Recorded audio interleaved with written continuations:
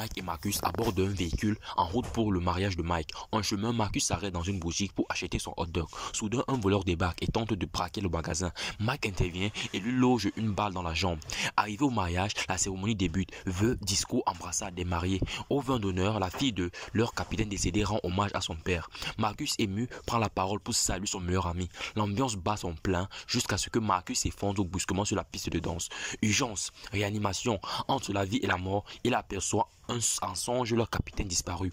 Puis miracle, Marcus se réveille, se lève de son lit, il marche, prend l'ascenseur et monte sur le toit, où Mike le rejoint, joie retrouvée, mais ailleurs dans le pays, l'ombre d'un complot se tisse déjà. Marcus retrouve sa famille heureux. Le lendemain, une vidéo circule sur internet accusant le capitaine d'avoir trompé avec le cartel. Peu après, Mike et Marcus reçoivent un message enregistré par leur capitaine avant sa mort, leur révélant l'existence d'une taupe au sein de la police. L'enquête commence entre fusillades dans une galerie d'art et course-poursuite effrénée. Les deux amis plongent dans un chaos sanglant.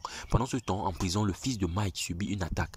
Redoutable, il neutralise ses assaillants. Le cartel voulait l'éliminer car il connaît le visage de leur chef. Mike négocie son transfert vers une zone sécurisée, mais l'avion est infesté par des mercenaires. Dans le ciel, fracasse de balles, tôle déchirée, cris, fumée, éclat de feu. L'appareil finit écrasé en pleine forêt. Par miracle, Mike, Marcus et le fils sortent indemnes, mais la police manipulée lance un avis de recherche contre eux, les accusant de tort d'avoir attaqué l'avion.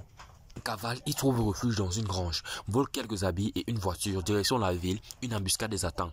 Pluie de balles, explosion, crash, flamme, puis fuite. Il se refugie chez un collègue. Pendant ce temps, la famille de Marcus est attaquée à son tour. Heureusement, son beau-fils, ancien marine, riposte.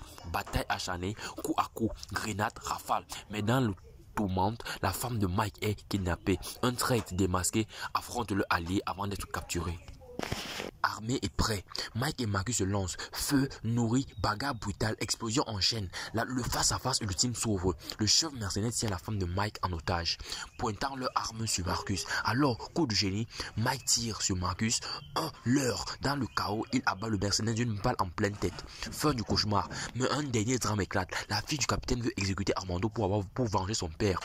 Tué lorsque Armando travaille encore pour le cartel. Juste avant le tir fatal, la petite fille de Howard s'interpose et révèle qu'Armando lui a sauvé la vie. Silence, la police débarque, procède aux arrestations et fin du chaos.